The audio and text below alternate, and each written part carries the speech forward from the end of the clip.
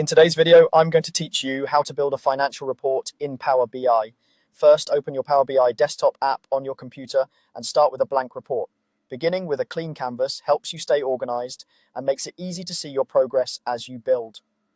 Before bringing anything into Power BI, prepare your data. You'll typically work with three sources: an income statement, a balance sheet, and a cash flow statement. Make sure each dataset has clear column headers, consistent data types, and a date column or another common field that links records over time. Watch out for merged cells or totals embedded in the source. Those can cause issues later. Now import your data. On the Home tab, select Get Data and choose Excel or CSV, depending on your files. Browse to your financial report file and select the relevant sheets or tables for each of the three statements. In the preview, confirm that columns like amount, account, and date look correct, then load the data. Clean inputs now will save you time when you build visuals and relationships.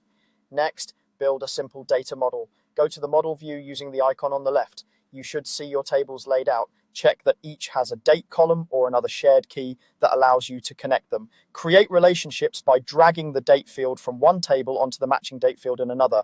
This tells Power BI how your tables are related and enables time-based analysis across all statements.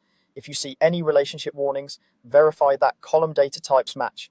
With your model in place, create a few key DAX measures. In the Modeling tab, choose New Measure. Give your measures clear names such as total revenue, net profit, and gross margin percentage.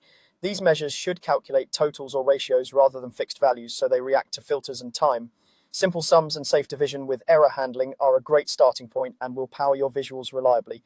Now you're ready to build visuals. Add cards for headline metrics like total revenue, net profit, and gross margin percentage so viewers immediately see performance at a glance.